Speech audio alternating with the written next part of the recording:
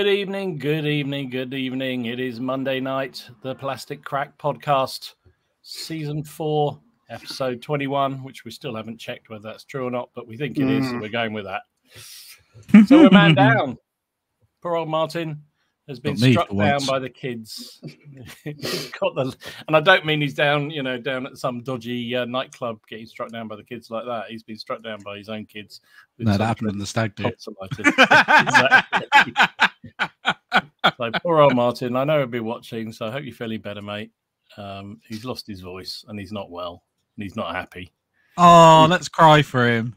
But he still sends lots of messages and lots of updates, which is a bit scary. So yeah. Well. How are we doing, gentlemen? You melting in your own little cubby holes? How about you, Steve? You look like you just don't do the heat, do you, up north? No, we're also doing. It's also being combined with the apocalypse tonight. It's brilliant. Oh, nice! End of the world, thunder. I think because Steve's not far from me. I think he's had thunder and lightning as well. Steve Harbour. So yeah, it's hopefully we're moving away. It's the weather's not changed. I'm still sweating cobs. He feels like death. There you go. The advantage is I don't feel like Martin. Hope you're feeling better, mate.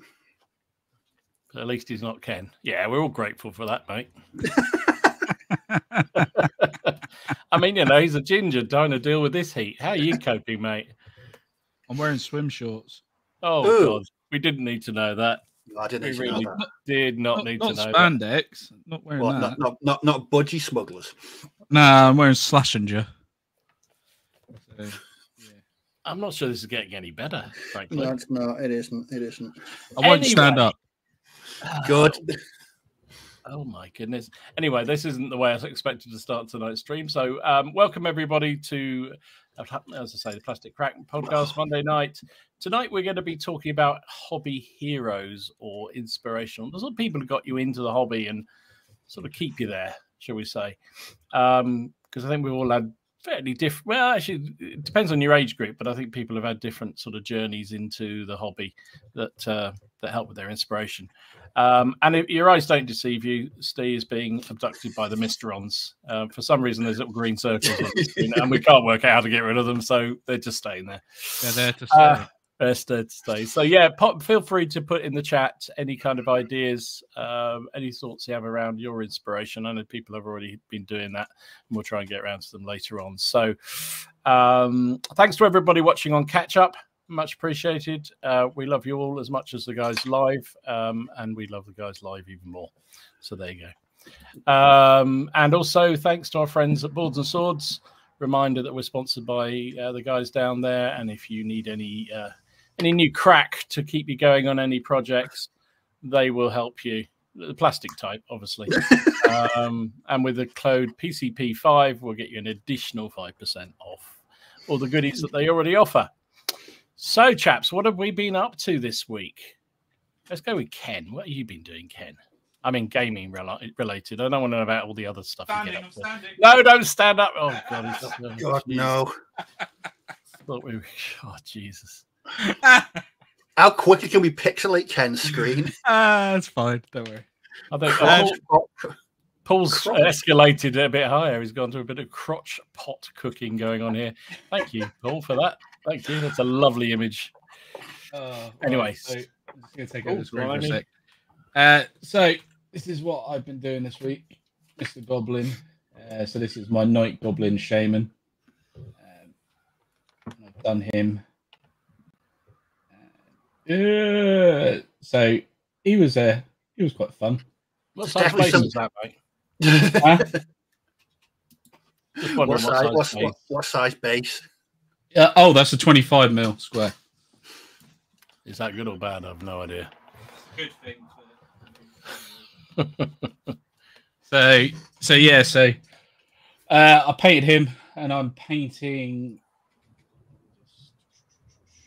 Oh, there we go. Yeah, painting him, and I'm still painting up another unit at the moment. I've got a new 3D printer coming. Drink.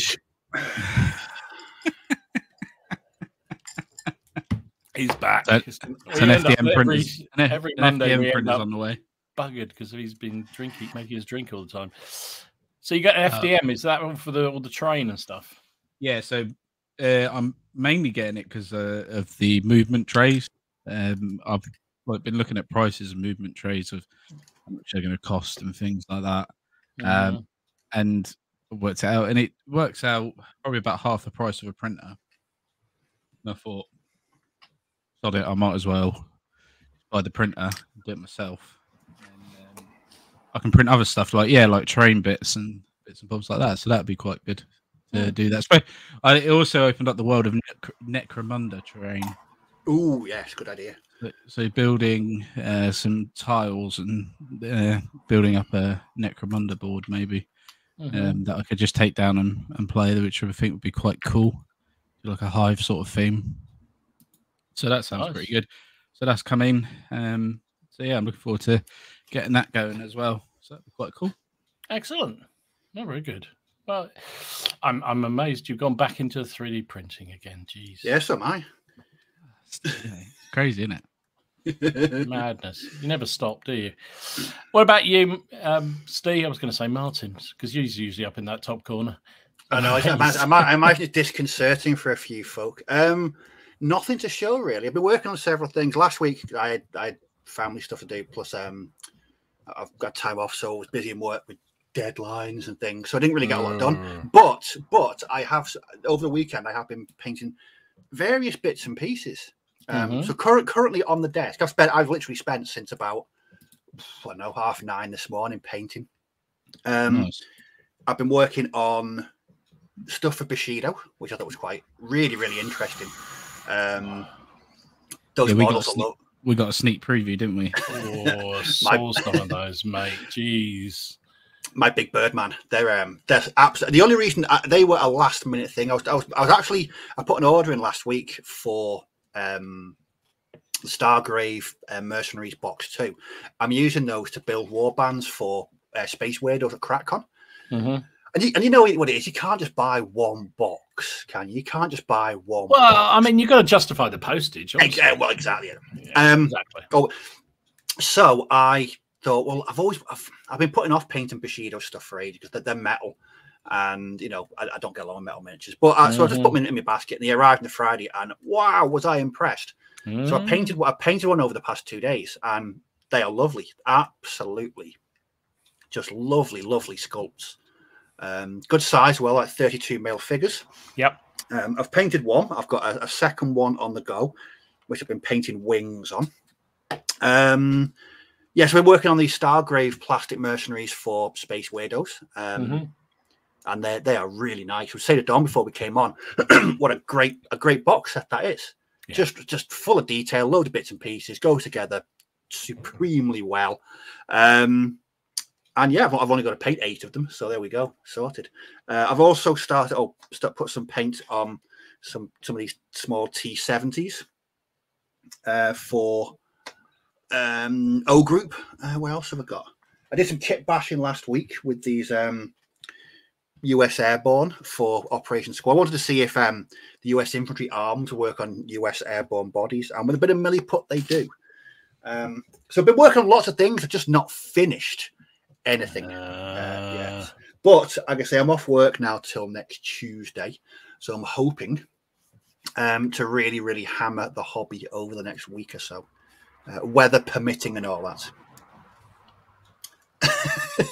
Told you it's the Misterons. The Misterons are after me. I'm hoping Captain Scarlet rocks up soon. I thought it was a hit team by the Perrys coming after because of what you do to their lovely miniatures all the time. So there you go. Yeah, I know. But yeah, it's been, like I say, I've painted a lot, but not finished anything. So hopefully a better update soon.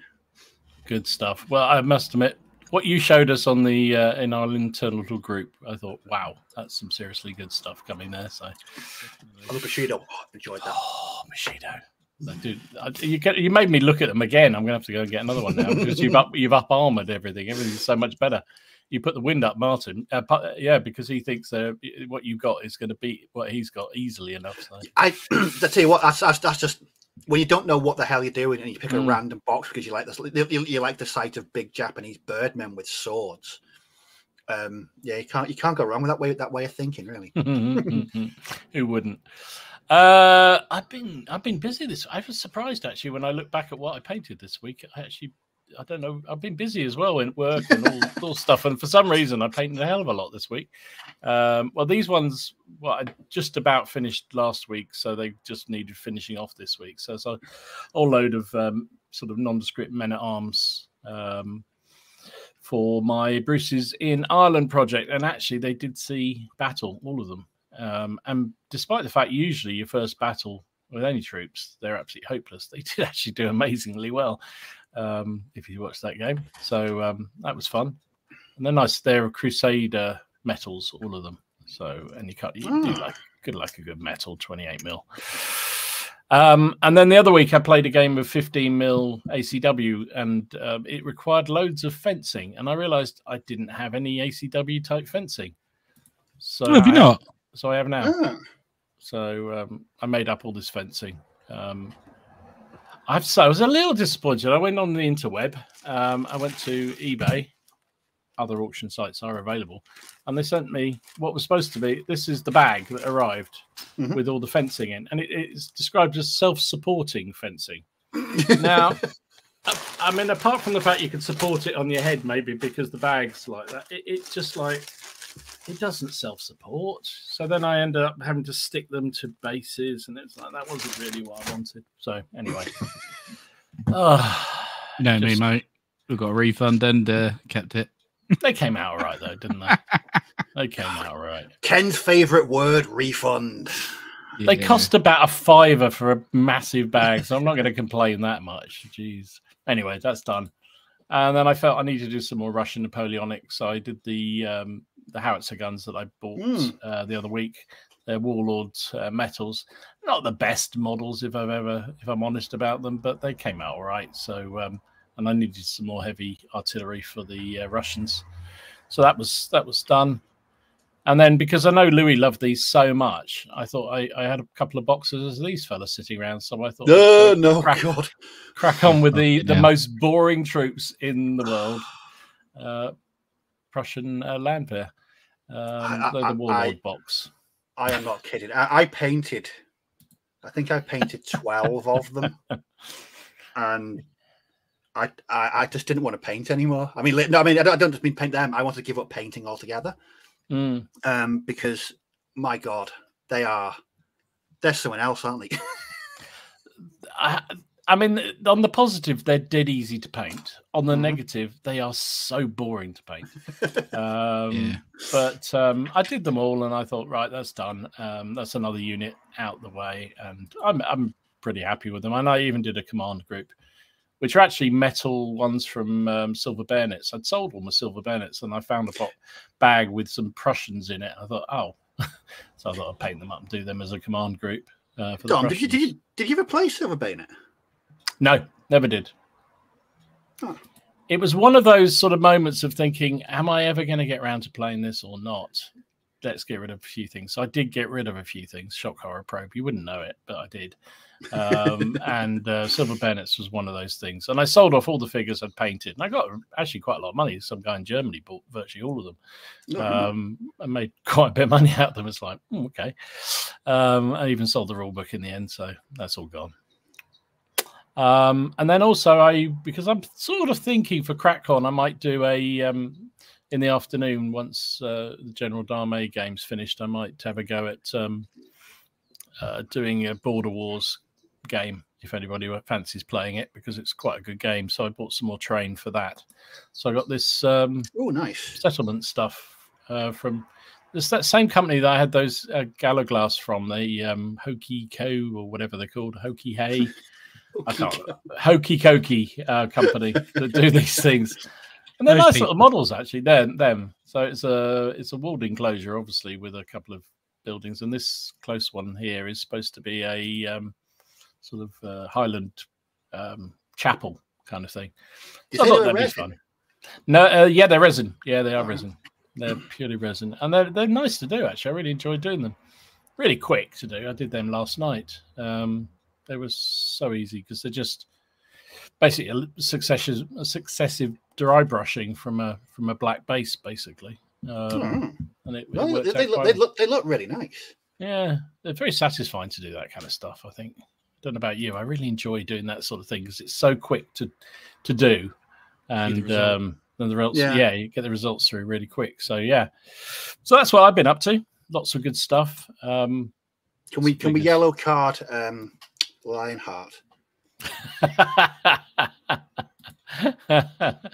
Yeah, that would be an interesting one, wouldn't it? Which would you go for, mate? I'd probably paint that. Yeah, I'd probably paint the land there over them. Wow. Yeah, I can't watch that film ever again. It's just total toss, isn't it? Really.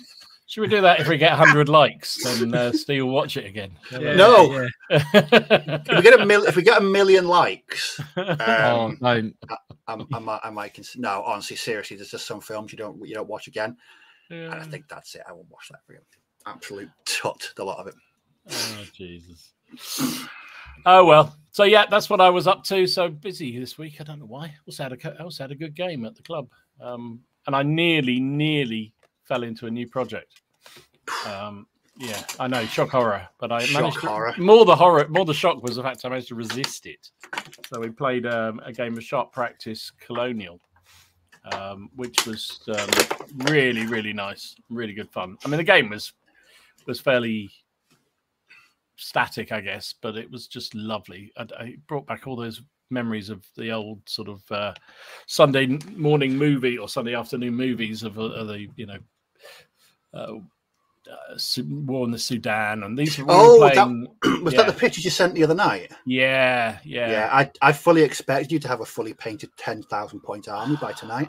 I was so tempted. I was so tempted. I might still do it, and I think I might actually do it as 15 mil. That's what I'm thinking. Do it as a 15 mil black powder, a couple of maybe Sudan. And then I can fight some really big battles using them. I don't know. We'll see. Anyway, that's what I've been up to. So yeah, it's. I also played my Bruce's in Ireland game solo, which was great fun. Really good to see. So, right. So let's have a look through. No, let's not look. I'll tell you what we're going to do before we go any further, because otherwise I'll get in trouble. From Warren, and I don't want to get that, is we had the entries for OPC 16. So reminder, this is the sort of friendly competition that the guys run on the Facebook page. There's no prize, it's just inspiration basically each month to try and get everybody to do something fun. And this week it was very wide entry of something unique. And boy, were they unique. Not as many entries this week, but or this month, but some really, really high quality ones. So we'll start with I don't even really know what this is, but this is Ian's hand sculpted Omega squad. That looks like what's his face from that 70s. Was it Jason King? Yeah, the guy with the big sideboard and big moustache. They're very pulp, but they're really good. They're amazing. I mean, apparently he sculpted them and never actually got them properly molded. Yeah. And so these were the greens, and he just got around to painting them.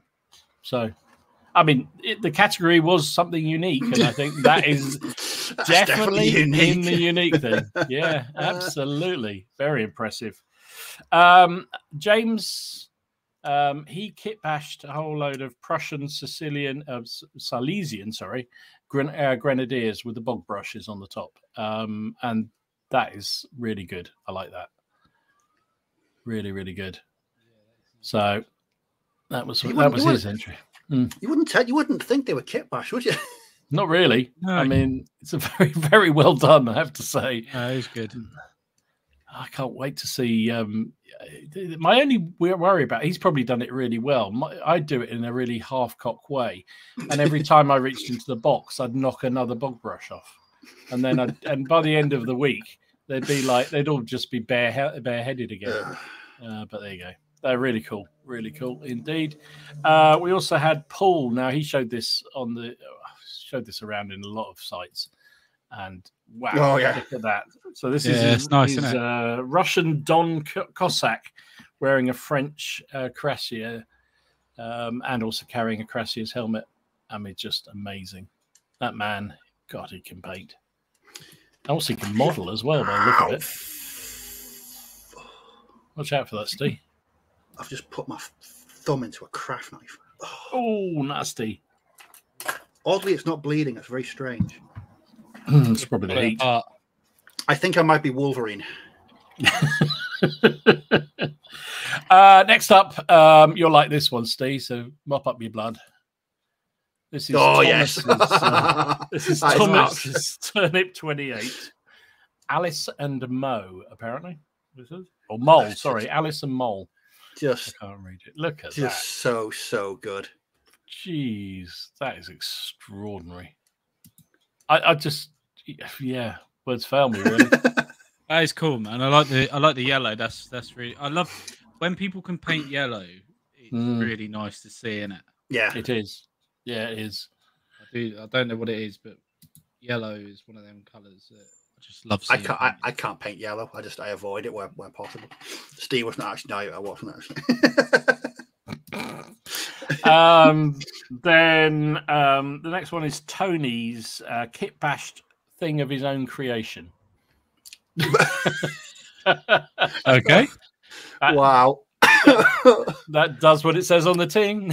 That looks like that is 100% a dinosaur model. That's a dinosaur with a Games Workshop Demon Prince head on it with some tentacle things. I like that. That's just bizarre. I don't know why it's stupid, but I like it. It's just utterly bonkers. It really is. It's madness, isn't it? And then finally, Warren's own one was this is a 1/35th scale German figure that he molded. He basically, you can see he put the stuff arm on to follow the picture there. The guy standing, I guess he's sort of waiting to go into action with his helmet rested on his stomach area. Really nicely done. Really nicely done. Always impressed when people can model things themselves. I can't. Brilliant. Oh, I can hear you rumbling. Is that Ken's stomach or is that your lightning? It's definitely. I think it's the L cramp. It's rather dark here. Wow, that's some serious thunder and lightning. Very, very frightening. Yeah. Cool down in a minute for you. Yeah, that's true. So that's all the entries for OPC 16. Thanks for everybody who submitted them. If you want to get involved in this month's, I'm reliably informed it is a command stand. So all you need to do is do your command stand, take some pictures of it, stick it up on the Facebook page. Links are in the description down below. And put the hashtag OPC17. And remember, it's just for fun. And we'll show them, I suppose, first week of July time, I guess. So there you go. That was fun. Some really nice stuff. And I just love the madness that some people come up with in this community. So let's get on with tonight's topic, shall we? So I thought it'd be fun to sort of look at our hobby inspirations and what both kind of what got us into the hobby, what kept us in the hobby, and sort of other things along the way. So kind of let's start. Steve, what was it that kind of got you? Was there a particular person or group or someone who sort of really inspired you to take this murky path that is our hobby? Yeah, I think it's probably. I mean, I think these may appear on lots of people's lists. So let's travel back in time to 1991. I was born that year, Steve. I just turned. I was 13 years old. So I was I first foray into the hobby, and my mum always used to buy me White Dwarf. Mm-hmm. And whenever it was a battle report between Andy Chambers and Jervis Johnson, I used to go, ooh, looking forward to this. Because Andy Chambers always used to win. That's what he did. But I think even through the pages of a magazine, you could sense their enthusiasm for what they were doing. And I think that was massive for me at the time. That I didn't know really much about wargaming. Certainly didn't know about anything about 40k. And Yeah, it was just really good, and I think that then too, and obviously Rick Priestley. We can't we can't go through an episode of this without talking about how much of an influence Rick's had on the. I mean, he's only written 50% of every rule book published since 1987. So, I know a doff of the hat to Rick there. But yeah, for me, the early days were probably Jervis Johnson and Andy Chambers. And I actually got to meet Andy last year at the Warlord Games Open Day. And, you know, all those years of questions and things that I wanted to run past him. Did he proper fanboy? I actually used the word fanboy. I said, "Look, Andy, I'm not some kind of mad fanboy, but you know, I've been following your work for many years." And he I mean, most of the time when someone meets an excited me, they're quite fearful of this gangly, lanky sod. Yes, exactly. being rather enthusiastic about the hobby. I mean, fair play to him, lovely bloke. So yes, I had all these questions I wanted to ask him. All these. I just sat through like an hour and a half of his seminar, and we ended up talking about films, specifically Weekend at Bernie's. Yeah, of course you did. It was why not? That's what happened. No, he's big film buff, Andy. But no, the one question I asked him about was his regret over the in Warhammer 40k Second Edition. There was an event card called Virus Outbreak. Mm-hmm. So what would happen is you play your card Virus Outbreak. Now anyone that's not got a respirator, so anyone that isn't a Space Marine or Eldar, contracts a virus on a 4, 5, or 6 days, they die. And then you roll a dice for the person next to them, and next to them, and next to them. I can see where this goes. So if you're running an Imperial Guard army, an Orc army that don't have respirators, you could end up with 4 figures before the game's even started. So yeah, he said it was a slight regret he came up with the Virus Outbreak rule, which I thought was really good. But yeah, look, absolutely. I don't think you should ever meet your heroes. Yeah. Because you'd be disappointed. Lovely, really, really lovely chap. Just an all-round, good egg. And again, I did use the word fanboy because when I was a small stee. His articles in White Dwarf, his battle reports, always inspired me. And he was always about 4 years, Steve. But he was always doing weird kit bashes as well. He did his Necromunda kit bashes were always off the wall. He used to run massive 40k campaigns from his house with his friends, and he'd have massive, great big maps, and he had his kit bash Chaos Marine army, and it was just. And when you see someone like that who's so enthusiastic for the hobby, and then to see, and he went on and to design so many games, and he's still designing games now. I was at one point. I was normal at one stage, and then something happened. Yes, but yeah, my one of my early days would definitely be Andy Chambers, just because of the enthusiasm, and I used to always look for his articles in White Dwarf. Yeah. So that's my shout. Awesome. I think a lot of people were inspired by magazines or books or what have you. What about you, Ken? I know you. They probably didn't exist when you were born. Everything was online and digital by the time you arrived. What was your hobby hero to start out? It was actually Gumbo Liam. He was my hobby hero. Yes. Blimey.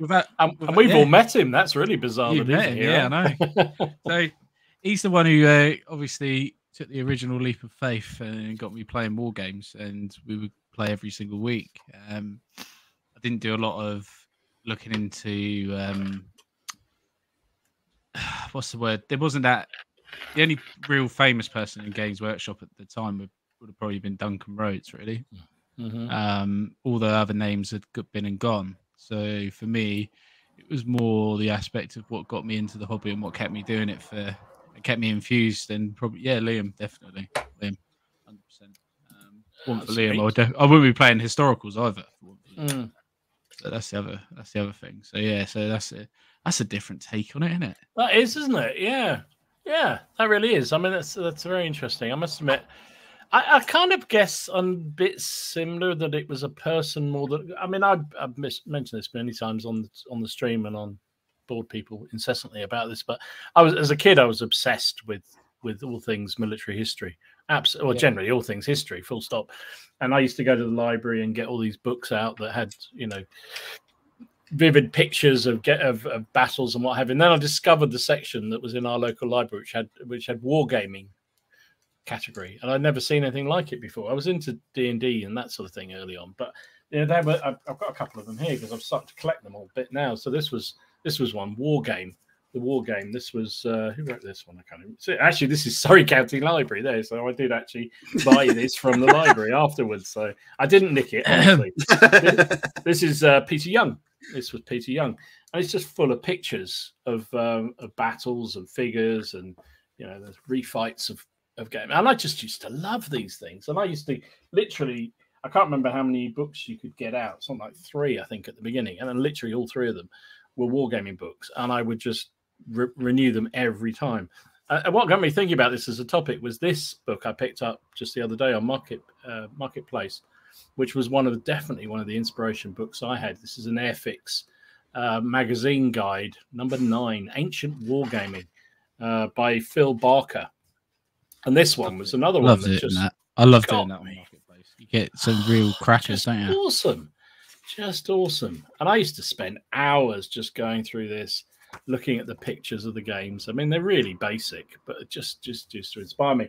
And then I went to school, one of my local schools. One of the guys I used to play D&D with, his dad was into wargaming. A guy called John Amlott. I think it was John. I just used to know him as Mr. Amlott because we had respect in those days.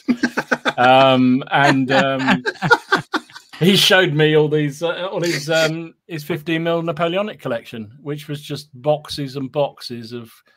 That's you now.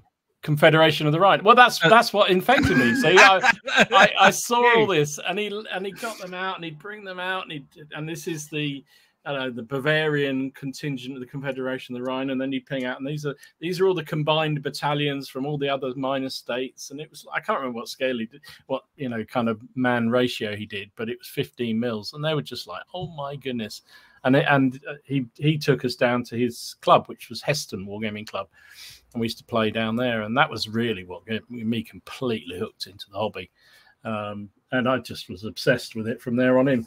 But I still love got all these old books. This is Charles Grant. I've started to rebuy them. This is nostalgia that you get as you get old.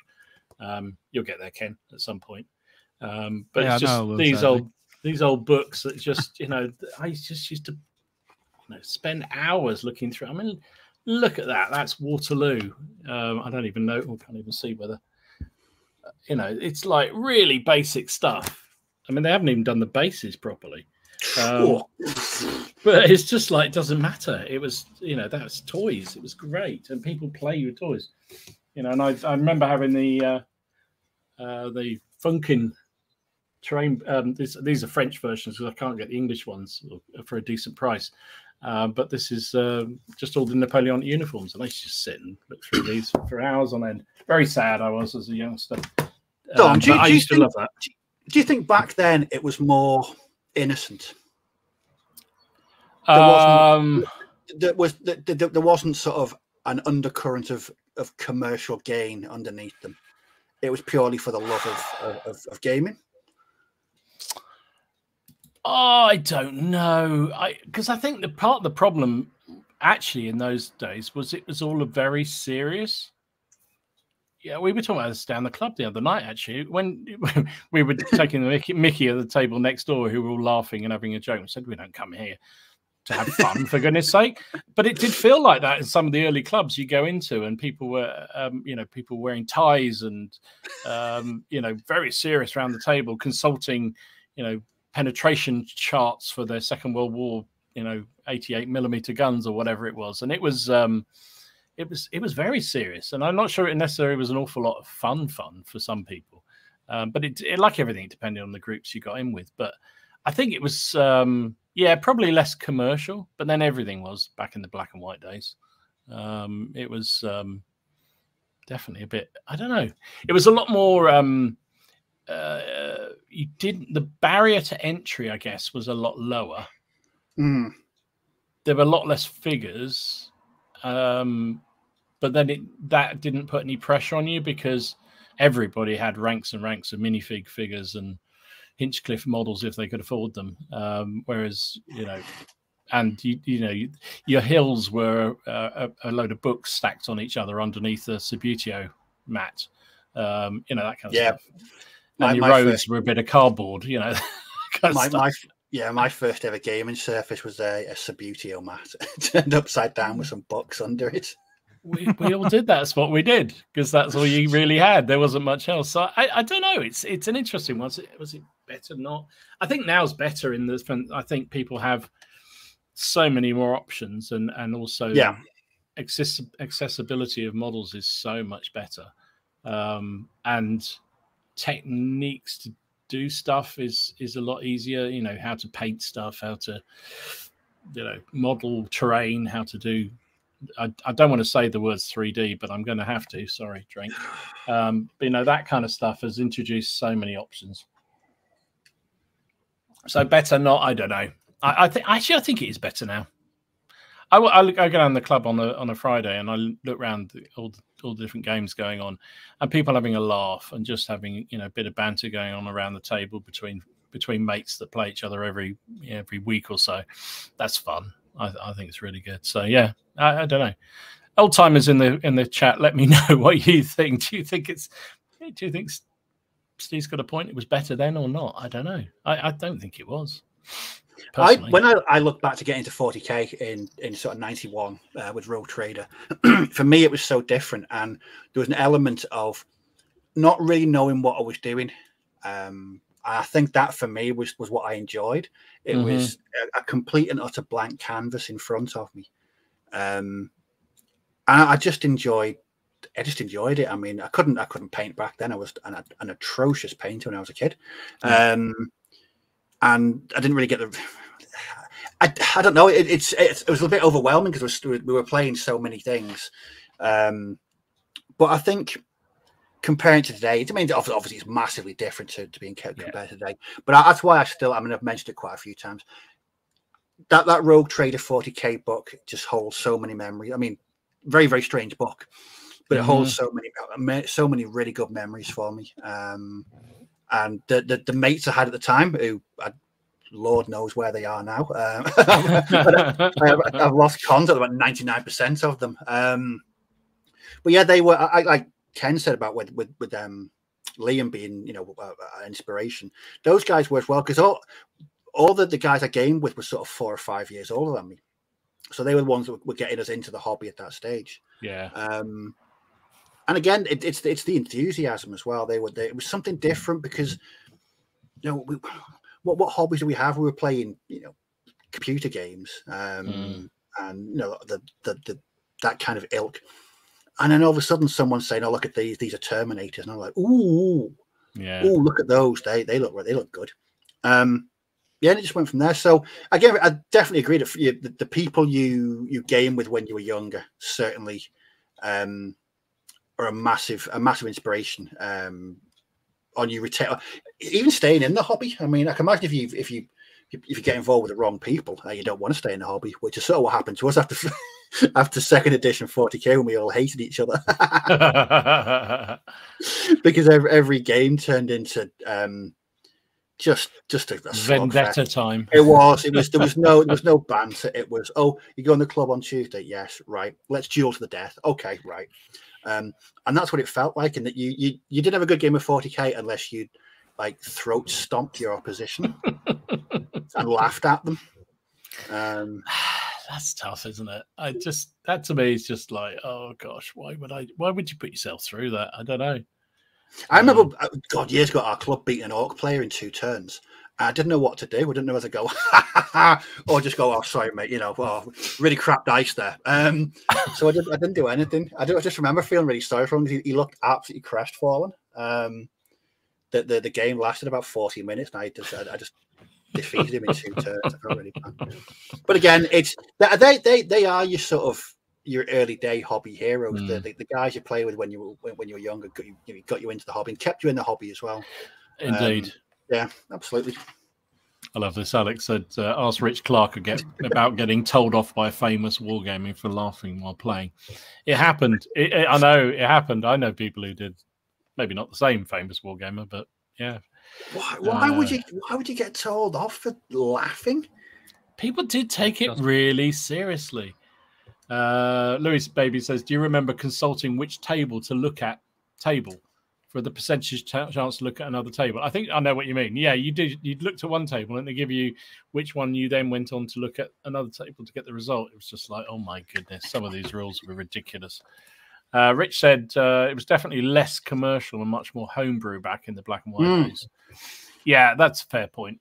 Definitely a fair point. I think maybe that I think certainly it made us a bit more. Oh God, I'm going to sound like a really old fart about it was better in the old days. I don't mean this at all in that sense, but we certainly had to be more creative about things because you couldn't just find on Google. Yeah, exactly. You couldn't just go and check it on Google or buy something online or anything like that. The ranges were very limited. The rules were very limited. So you tended to be a bit more creative with how you did things. So one of the best creative things we ever did was, I've mentioned it before, we played a game called Confrontation, which is a free game released in White Dwarf over about 3 or 4 months. And it was sort of the forerunner for Necromunda. Yep. And we really wanted to play Confrontation because it was new, it was sort of gang driven, but we had 0 scenery. And one of our mates went, hold on a second, I've got some scenery. And what we used, we filled a 6x4 table in polystyrene packing. Didn't paint it, just put it down, and we were like, that is excellent. And I mean, looking back now, you'd be like, I'm not playing with bare polystyrene, but back then that was good. Yeah, it was good. It was brilliant. It was an excellent idea. I mean, imagine going to a tournament. Actually, I was going to say, imagine going to a tournament. Some people did go to a tournament and play with. I remember you telling that story. Yeah. So yeah, it does happen. I was doing that in the early 90s. They were doing it, and they had to pay for the privilege as well. So, but no, again, improvisation like that, just something dead simple. But yeah, it went a long way. But actually, Andy makes a really good point here. Research and information is so much more available now. It's awesome. It was very challenging to find stuff out. Yeah, unless you happen to have, a few reference book or the local library had something really obscure. You couldn't go and research heraldry of the Bruces in Ireland, for instance, without, it was just impossible. So, yeah, you're right. Absolutely right. Now, with that comes challenges, right? Because there's an awful lot of crap that's out there that you have to go hunting through. But, yeah, I think you're dead right there. John says, it's certainly better now. I can afford it now. Well, that's true. There is that as well. Yeah, I mean, I think again, Rich makes the point. It's certainly different now and easy to put your rose-tinted glasses on. I still think if you had a good game back then, I can remember having games with one of my other school buddies, Chris. We used to play Napoleonics using the Bruce Quarry rules, and we used to have some monumental games. Literally over the weekend, very basically painted plastic figures with some absolutely terrible terrain. But boy, they were fun, and the campaigns we ran that went from one week to another were just awesome. As much fun as I still have now with all the, highly expensive stuff. So, yeah, I think it definitely has changed. So what about kind of more up-to-date inspiration for you guys? What sort of keeps you excited, inspires you to do more things, even in the videoing and the YouTube side of things? What kind of gets your pulses going, Steve? It's probably the same as mentioned before, enthusiasm. Mm-hmm. I mean, I've said this before, and I try and watch as many videos from the community as I can. And the ones that stand out aren't the best produced. They're not, they haven't got the fancy gimmicks and the green screens and the 72 hours worth of post-production on a 9-minute video. It's just your enthusiasm. And that goes a long way. And there's probably far too many people to name individually, but for me, within the community and within people who have channels, no matter how big, no matter how small, if you're enthusiastic Yeah, that comes across. That really does come across. If you know, I mean, if you're lucky to have all the technology to be able to do, excuse me, you know, highfalutin, fancy videos, and, you know, with your green screens and everything like that. Yeah, but for me, it's someone's painted something and they're showing it to somebody. I mean, I don't think you can get any more enthusiastic than that. No. And that somebody's taken the time out to. And again, I've said this many times. No matter how long you've been in the hobby, no matter how long you've been making YouTube videos for, showing other people your painted figures is shit your pants scary. Yeah. Oh, it is. It is. And anyone that says it isn't is a liar. Because it terrifies me every single time. I know it shouldn't, but it's it's opening yourself up, isn't it? I've done this. It is. And it gets slightly easier over time, but it still it does, especially when you get nice feedback, and that makes you want to post more and more and more. But it's still terrifying. It's still utterly terrifying. Robin comes in with his brutal comments. All the food was boiled and nobody could stand at the table for too long because of rickets. Yeah, it wasn't that bad, mate.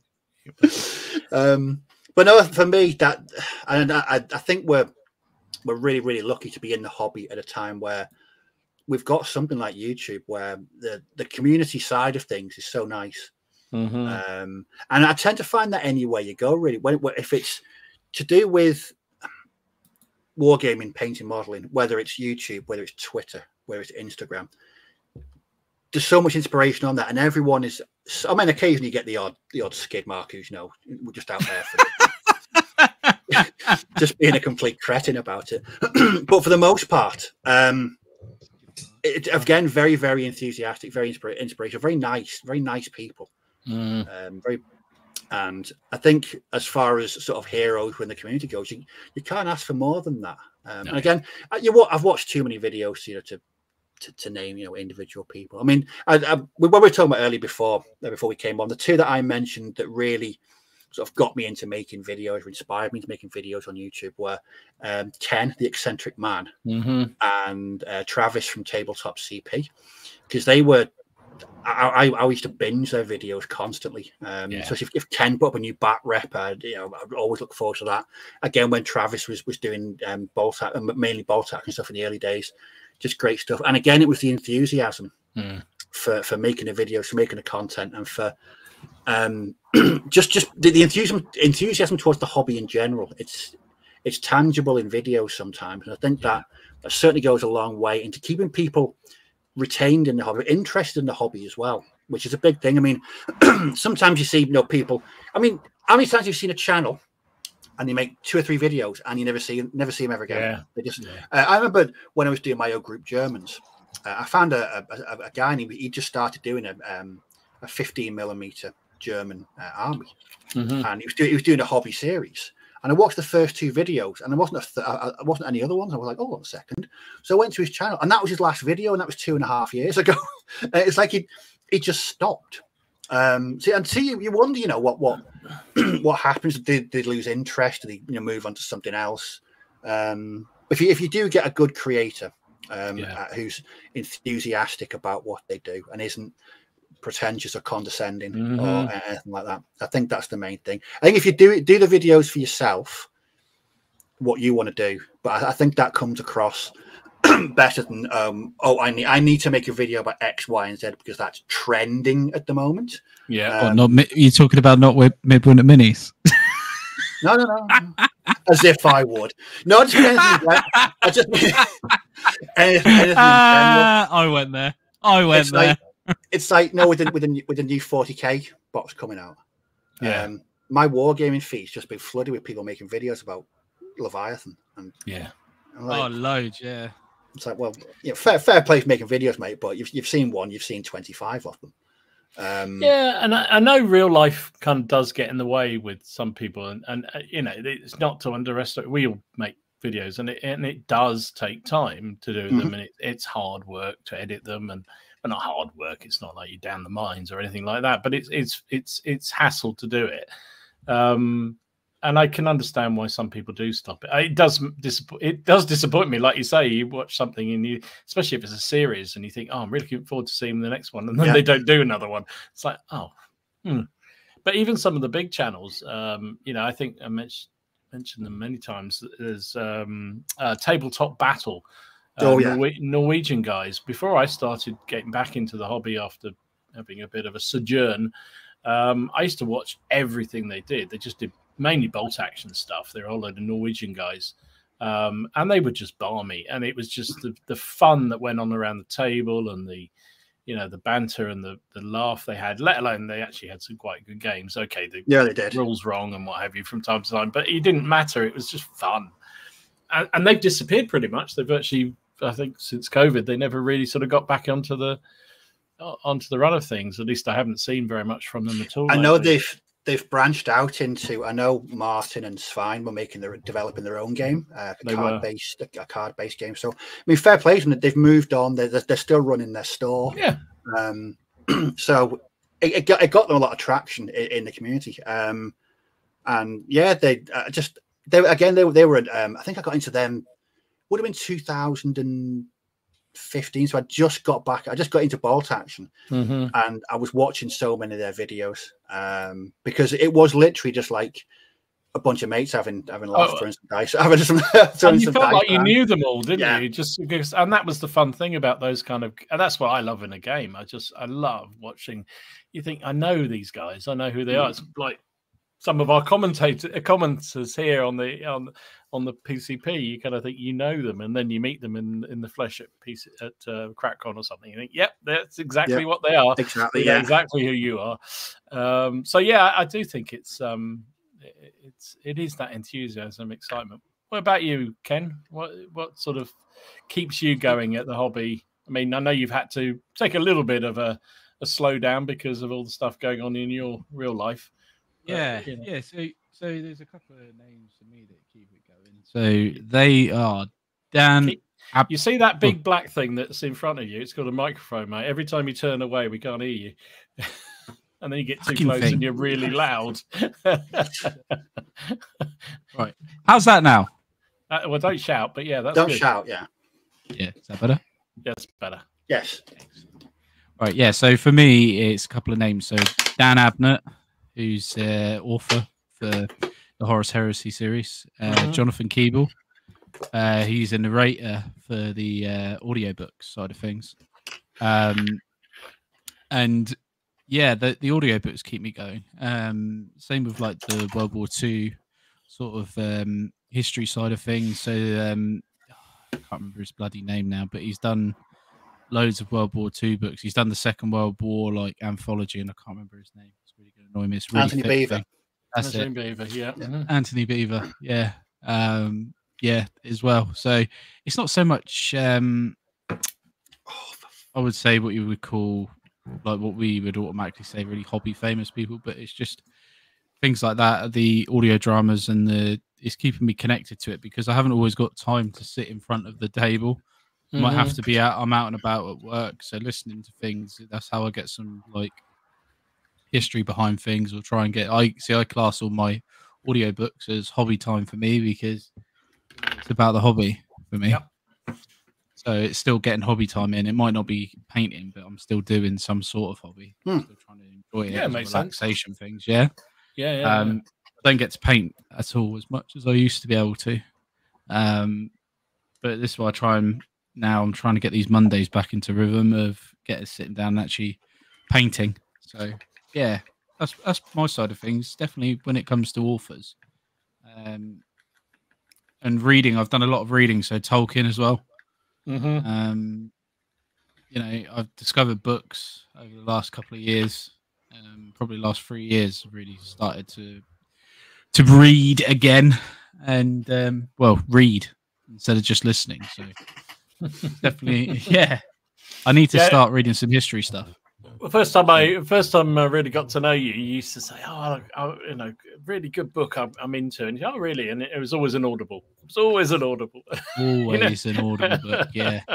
Always an Audible book. I would never read it, but now I'm doing a lot of reading, so it's definitely nice, and you know, like I say, I class that as like hobby time, and especially when you do your research and stuff like that, it helps, and it helps. I'm really into fantasy and sci-fi at the moment this year, really into it. So listening to fantasy and sci-fi novels is obviously helping me out by, you know, I'm liking some characters. I might want to print and 3D print. Here we Take go. a drink. And paint them up. So definitely enjoying the reading side of things at the moment. Cool. Excellent. I look tired, apparently. You look I don't tired. feel it. I'm hot. Very, very hot. I am. I'm literally dripping. I am beyond. I'm not to steal a phrase from Dom, I am exceedingly moist at the moment. Good man. Oh yeah. moist all around. I don't want to know, but you went too far there, Ken. Not moist all around. It's just moist. We'll stick there. Do you know? I actually don't feel too bad. I got the windows open, and I'm drinking Pinot Noir, and I'm actually quite chilled. Is it quite cool in there? Because I hope so. It's not that cold. It's not that cool. No, it's lovely and warm, and then lets it all heat out during the evening. It's great. Yeah. Just something Ken said then about feeling involved in the hobby. That's why I love watching other people's videos as well. Yeah. Because sometimes you can spend hours painting in. You can spend hours painting in isolation, and it's good to then take an hour or so out, 90 minutes to hours, just to jump on your subscriptions and see who's made videos, and just see what they've been up to as well. And it's the sheer amount of stuff that people are doing, and the wide array of conflicts, periods, scales. It's just off the charts, and people are doing just some proper interesting projects. And every time you think you found everybody, you find a whole load more that you never knew existed. It's just like, oh my! And some of them have been going for quite a while. I'm shocked sometimes. I find something and think, oh, wow, you've done 200 videos and I've never seen one of them. How can that be? Amazing. As well as all the people starting out, which is great as well. I think sometimes it's the algorithm, though, isn't it? I mean, it is. It is absolutely. Yeah, it is. But I think it's good. It's inspiration. It's inspirational. Very much so. There's a guy that I actually spoke to a few times, but he's actually moved over to America now because he's for work. JP Jonathan, and he does some amazing Napoleonic games. And he used to put one up every Saturday morning, mainly with his son Charlie. Oh yeah, I remember him. Absolutely amazing games.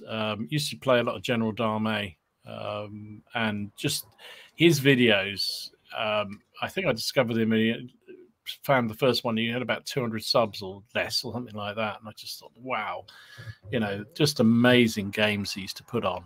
And then when he played them solo as well, and just extraordinary stuff. So hopefully he'll get back. I know he's shown a few games now. He's in America, but not anywhere near as much because obviously he couldn't take all his 28 mils over to America. So he's put them in storage and just took his 15s, which aren't quite so visually spectacular. But he certainly inspired me to make some really big games of Napoleonics. Just amazing. So yeah, really, really good stuff. Let's have a look at some of the comments people have put in, because we have loads of feedback on Hobbying Heroes. And I'll start with one of our members of the community because he sent the email in. This was Gary, sent an email. And reminder, if you're not on Facebook and you're not a member of the Facebook club, Facebook group, why not? But if you're not, and I know some people don't like it, you can always send us an email, theplasticcrackpodcast@gmail.com. Which is down in the description down below. So Gary sent a note saying, I know this is going to creep Alex out, but he said, my hobbying hero is Alex, Storm of Steel. We're very, very lucky to have Alex as a member of our club, Sheffield and Rotherham, and he constantly puts on entertaining games for us on a club night, introduces us to new games, leads us through the rule systems, brings all his terrain and figures, and regularly misses the chance to play as he's acting as umpire or teacher. Truly selfish. And from a personal point of view, it was Alex who encouraged me to join our club and taught me Chain of Command over a period of months. It's that kind of stuff I think is brilliant. really, really good. So well done, Alex. And I know he inspires a lot of people through his YouTube channel as well. Really, really cool. Another one we had was Barry sent in a message as well with a rather cool picture of some of his Yayo group stuff, which I'll show later on. So he said, my hobbying hero is one of my friends, Darren, who's a commission painter, taught me how to paint. He wrote Shaco, amazing set of 15mm Napoleonic rules, and also Johnny Reb and the Ancients, the very first historical war game I played. Yeah, agreed. I mean, those sort of people who just come in and out of, start out in your life and just move you on really, really well. Encourage you, particularly painting. Did you have any hobby, any painting inspiration, Steve, in the early days? Somebody helped you out that way? What in my early 40k days? Early 40Ks. When you were doing very basic Steve paint jobs, somebody help you? I'm not joking. I was a seriously appalling painter for years. Yeah.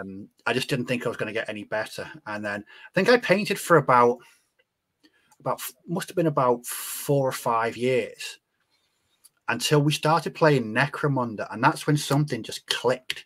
I don't know what happened, but overnight my painting just improved. Just let forward. I can't put a single reason why. There was no real, again, it wasn't really an inspiration, because I used to paint, but I didn't enjoy it because I was so crap at it. It was just, I was constantly just battling against myself, and I hated painting. I really did. Which, looking back on how much I actually paint these days, it just seems completely unfathomable that I'd be like that. But yeah, those first 4 years, I was a reluctant painter. Didn't really enjoy it. I mean, I just thought, because I had a couple of friends, my mate Ian, he was a fantastic painter, and he had a great dark elf army, and an Eldar army as well. I was like, why can't I paint like that? But yeah, it would have been sort of 95, 96. That was the turning point for me. Yeah. But again, I think it was just looking at White Dwarf. It was just looking at the painting tutorials, looking at what people were doing. And sometimes now we get to see people's painting progress. And I think that for me is good. But back then, all you're doing, you're just being bombarded with professional paint jobs, and sometimes that doesn't help. That doesn't help. Can put you off, actually, can't you? It can. It put me off. I mean, I was growing up during second edition 40k, where everything was bright as anything. I've always wanted an army like that, like the second edition 40k, where it's so bright and beautiful. God, Ultramarines are like blue, and Blood Angels were like red, and don't forget the Goblin green bases. Everything was just. But yeah, painting. I don't think there was. It wasn't until sort of the advent of social media, and I started talking to people. I mean, one person that I credit for my bolt action painting, sadly he's no longer with us, is Andy Zeck. Now, if anyone ever saw Andy's painting on the bolt action Facebook group, and on any of there's a few of his tutorials on the Warlord site as well. Andy had such a weird painting style, but it just worked. And he was but in his own words, he was a fast painter, and he went for that kind of, I wouldn't like to call it rough, but an aesthetic that made his figures lived in. Yeah. And he didn't spend hours painting one figure. His whole thing was he wanted everything to be cohesive, and just I mean, I remember seeing his Stalingrad Russians, and I just thought. And then I used to whenever he used to post anything on Facebook group, I used to badger him all the time. How have you done that? What's the formula for that? How have you done that? And one of my greatest ever moments was when he asked me a question, and I was like, I've arrived. I've arrived. Andy's asked me how to do something.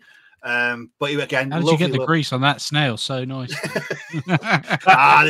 This is pre-turnip now. But no, so modern things, definitely Andy, just such a phenomenal painter. Exactly, yeah. Matt's got straightforward, but the results were just, yeah. I remember the first time I ever saw Andy's work was in the, God, it would have been 2014. It was the really, really old Warlord Games forum. Yeah. And he was working with that god awful British infantry box. And he made it look like a completely different box, because he wasn't doing it. He was doing small conversions, small kit bashes. But my God, they just looked. I was like, mine looked like arse compared to yours, and they make me swear a lot. And yours don't. Yours are brilliant. But yeah, I used to see him posting in so many different groups, and he's a regular in the Bolt Action Facebook group as well. So yeah, it was so sad when he passed away. But since then, I mentioned it to Don before. Another one for me is Troy from Sonic Sledgehammer. I absolutely love his tutorials. Oh, you like Troy, don't you? Yeah, his tutorials are just fantastic. Oh, and welcome to a very special How I Paint thing. The thing is that they're not. I said it Don before. They're not too short. They're not too long, and he just shows you how to paint. There's no pretentiousness about it. There's no, oh, look at me, I am the artist. He just shows you how to paint. And I've used, so I mean, I even watched one last week for painting late war US Airborne, and I'll be using his scheme because it's, yes, definitely agree with that. Rather than saying, yes, I am the greatest painter of all time, bow down before my innate skills. No, if people show a bit of humility with it as well. But yeah, with Troy, I just love his videos.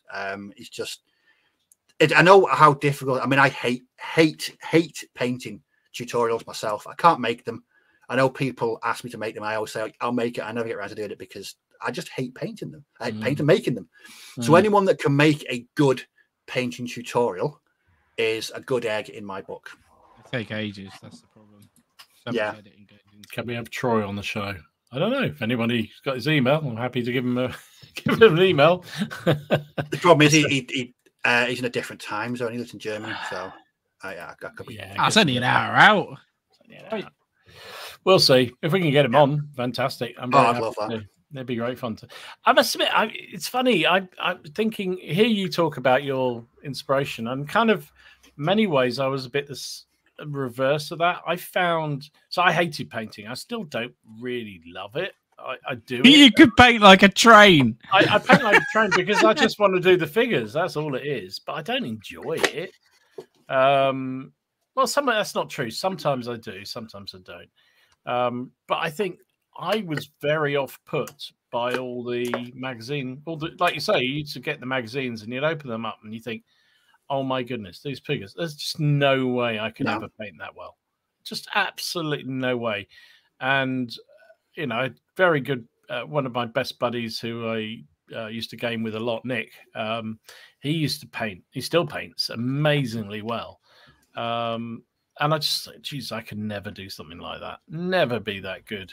And as a result, it's a self-fulfilling prophecy, isn't it? If you don't believe you're going to be any good, funny enough, if you aren't actually very good at it, and no. You don't put the effort in, you just do it. That'll do, and that's finished. And that was very much my approach for many years. And it was just like I would just get them done and stuck them on the table. And sometimes they were all right, and sometimes they were just bloody awful. But then I discovered things like dip and shades and all that kind of stuff, and it became a little bit easier. But I find those sort of, and I couldn't say any one particular video I watch on a regular basis, but I watch a lot of different people's videos and I take just little bits from each of them. Yeah. And also, funny enough, the more you do something, the more you practice and the more time you spend on something, the better it gets. And that's what I found. But yeah, I mean, I find from, I watch what you do, Steve, and I think, bloody hell, and I pick up something. As long as it's covered in mud, I pick up some ideas and some stuff, some of the stuff Martin does. Heaven forbid, I've even taken some stuff that Ken's shown on his summer videos when he used to do videos, that is. So I think I would always say to people, watch all these videos, get some inspiration from each of them, but do it your own way as well. I find as well, so watch painting videos that you generally, it may not be something you've ever painted or you want to paint. Oh. Mm-hmm. It could be so you could get a technique from that. or you could use in something and you're using. Like I said, I do like watching painting tutorials, but I can't stand paint. I can't stand making them myself. And when you find a good one with a good style and a good theme, yeah, really interesting. I certainly appreciate videos now of people painting better because I've tried to do them myself and how freaking hard they are to do. So actually, sort of when you see somebody and you see someone do it really well, Stuart Mack, I mean, the stuff he does, amazing. Yeah, Stu's stuff's phenomenal. And just the well-crafted videos. Rodri is another one, the Culloden Miniatures, is it? I forget what this. Oh, yeah. Sorry, Rodri. But he does some amazing things. Again, it's a very well done video that's very simple to watch, and doesn't try and do too fancy pants. In fact, I think for both of those guys, they'll do videos and they'll say, this, you can stop here. This is enough to be tabletop standard. But if you want to take it in a stage, you can do this. And I think that's great because I'll just stop at that point and that's perfect. And because it's tabletop standard, it's fine for me. So I just think that sort of stuff is really, really good. Like, Ken, who do you watch? Is there any particular painter you've kind of inspired you? I do kind of like Sodzik Sloanhammer. I do like him. His name's going to come back to me in a minute. But he painted a lot of World War II stuff. Oh, it's gone. No, it's gone. Pete the Wargamer? Pete the Wargamer, that's it. The Wargamer, he does some great videos, doesn't he? Yeah, that's it. Pete the Wargamer. Following his tutorials are quite good. It's very simple painting. And I feel like anyone can do it. It's not none of this wet blending and all this sort of techniques with an airbrush and let's make this sword with about 40 different highlights. It's like, nah. Oh God. If I wanted to do fair play, people enjoy that style of painting. I ain't got fucking time to do that. I want to game with it. Yeah. Agreed. I want to play with it. I don't want to just paint it and look at it on a shelf. I'm not looking to be a commissioned like painter. 200 goblins for Christ's sake. Exactly right. Yeah, exactly. As Alex said, all mine the 3-foot rule. Yeah, absolutely. Yeah, exactly, Ken. I think that's the thing. But that's for some people. Again, we talked about this a lot. It's around some people just love the creative of painting, modeling the figures, and it's less about that in the gaming. If you really want to get them out on the table, then you compromise a little bit on the look just to make I'd rather have figures to play with than not. I'd rather have painted figures to play with than not. That's my rule. It's like these guys now. Yeah, I could technically say they're done. Normally I would, but because I decided for this Goblin army, I'm going to do the eyes on them all red, because I think the aesthetic would look pretty cool. Because it does. I've got the eyes to do, and I think that's these then done. I'll tell you what is a question for you. What's your most satisfying step in painting? Because at the minute, mine is painting round the edge of the square base. So I'm painting it brown. So like you were painting Goblin green still, I'm painting brown. Right? And doing that just for some reason just finishes them off and makes them look, I don't know, it's just weird. It's like there's a massive step, but that's my favourite bit at the minute. And it's not even painting the figure, it's painting the base. I've got a strange way of painting now. I mean, I've been doing this for sort of about 2 years now. I'll fully paint a figure before I even start the flesh. Really? Yeah. I know you've said this before, and I can't believe it. It's extraordinary. What Jack's just put there. Faces bring them to life. So this one today, I painted this Stargrave one today. So I did all the everything, the body, all the parts. It's got quite a bit of detail on it. That was all washed, highlighted, all done, and then I started. And the last step I do is always metallics. So weapons is always last. But I 80% a figure, washes, highlights, etc.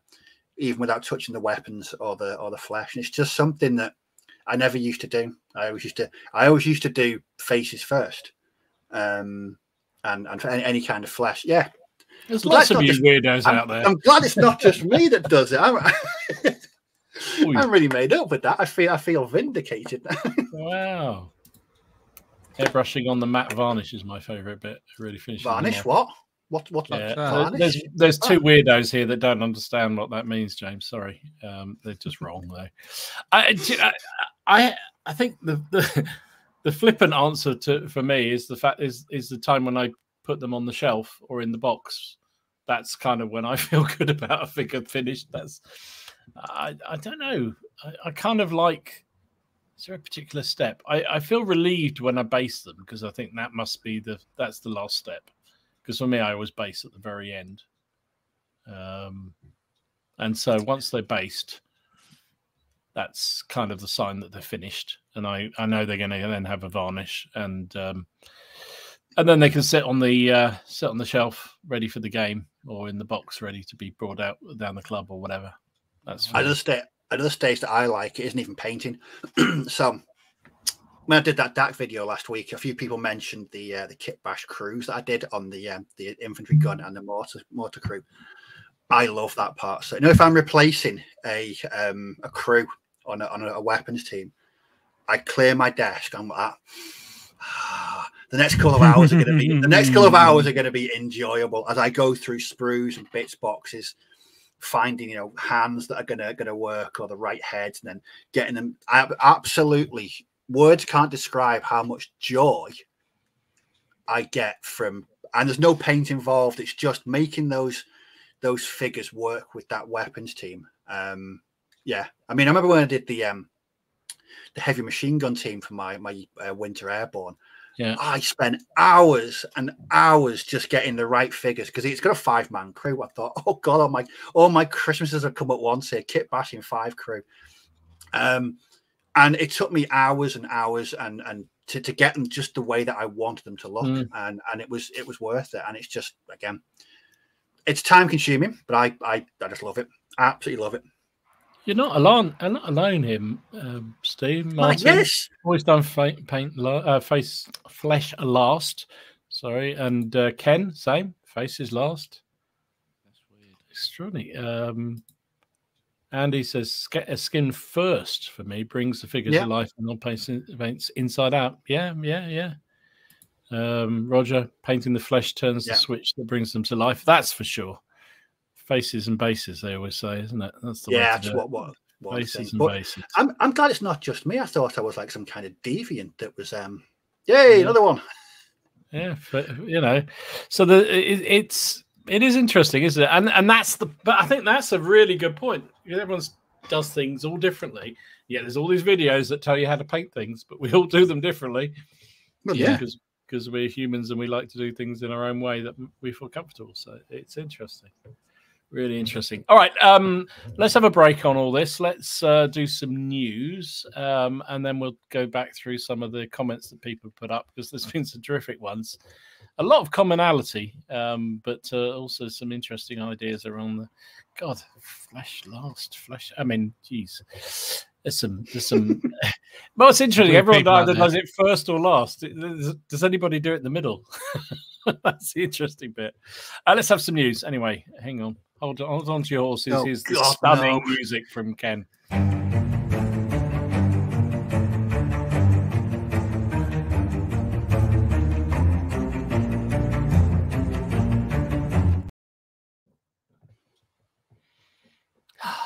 You're going to improve that someday.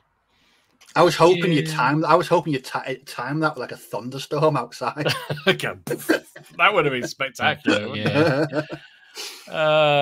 I've found masses. Have you guys got anything to run through on the new news? Bugger all. Yeah, nothing, dude. Oh, for God's sake, you two. God, jeez. Let's not Martin. Yeah, well, I'm going to beat all Martin's. I'm going to get to Martin's ones because he'll always try and beat these Reconquer stuff before me. So there's a whole load of Reconquer stuff coming through in July. I mean, look at those knights. I mean, just amazing work. Just some extraordinary stuff. So this is his July planned releases. There'll be a lot more, I'm sure, besides, because he always does so many. And he's also really into his terrain at the moment. So he's done a bridge. Oh, which is pretty special. I like that a lot. And it Does comes this, in. does this man ever sleep? He can't do. He Just can't do. can't do. He just absolutely can't do.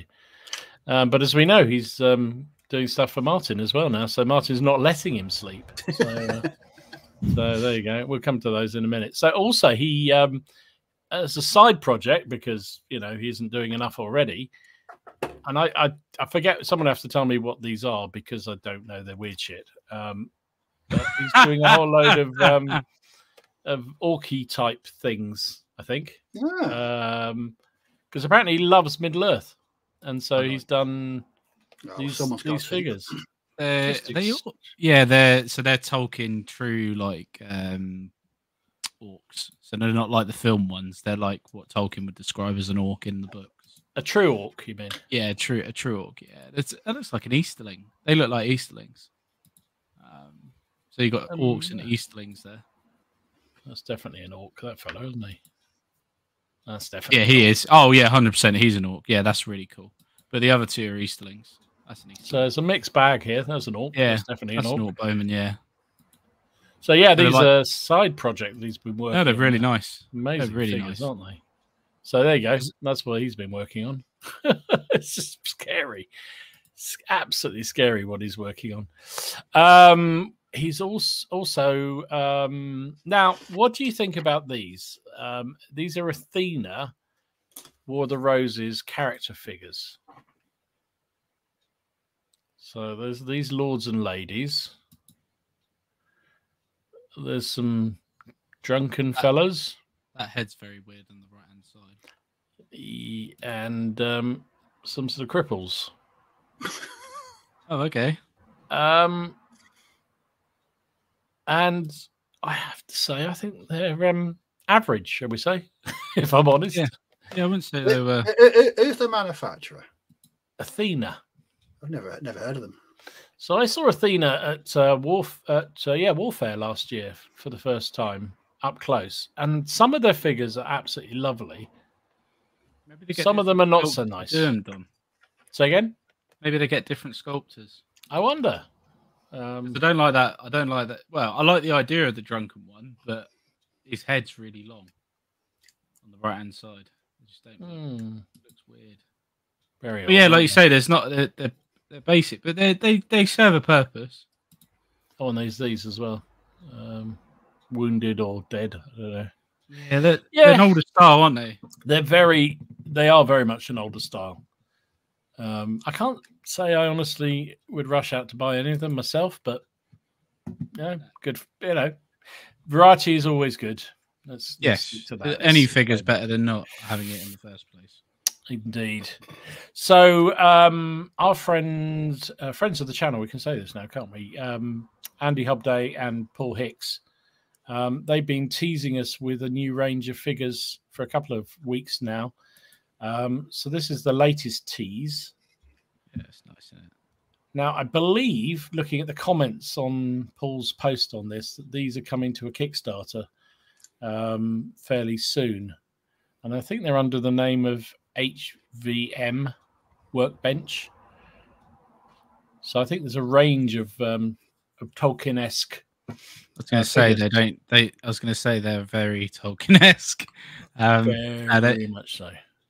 And but that's an older style, but it's done in a different way. I like that. The metal sculpts. You see there's just a difference, isn't there? Yeah. In those Athena ones, you can see it in the faces.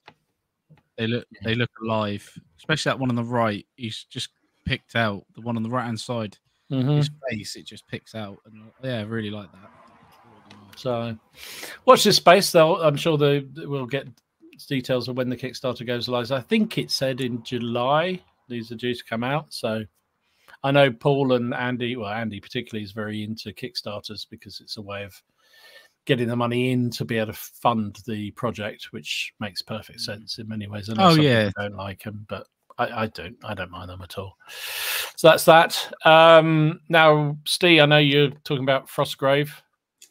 So there's a new supplement, I believe. This one, the Wild Woods pre-order is out on North Star. For those I've never played Frostgrave, but it always looks interesting, but not really my bag. So And they've also got North Star been busy again. They've got another range of Stargrave figures. So these are scavengers, apparently. Ever played Stargrave? No, but like I said, I've been painting their mercenary figures today, and they've been supremely enjoyable. If they are they plastic or metal? That I don't know. I think they're plastic. Actually, I think I did see a sprue of them, so I think they are plastic. Oh, I will get them. I really will. Very nice indeed, aren't they? And they've also got some new metal Continental infantry for their muskets and tomahawks range, which do look really good. I do like North Star. I've said it before. I do like North Star metals. They're really, really cool. So yeah, and good value as well. Eight figures for 12 quid. That's not bad, actually, is it? That's really metal. good. Yeah, no, that's not bad at all, really. Nope, not at 12 all. quid. Everybody I know is into their Western time stuff at the moment. And Charlie, this isn't exactly Western, but it would fit very nicely in a Western theme. So new building from Charlie Foxtrot. This is well, it's supposed to be I think it's supposed to be South American railway station, but it kind of would work perfectly well in a Western setting. Really, really nice. And I think that's out next month as well. Resin, I believe, which gets my thumbs up. Really nice indeed. And also, I'm contractually obliged to show off these figures because our former colleague, who's dead because of his children, asked me to show these off. So these were painted. These are, as we talked about last week, Martin, if you missed this, is launching his own range of ready to drink 3D printed War of the Roses character figures. I just love that they're 3D printed.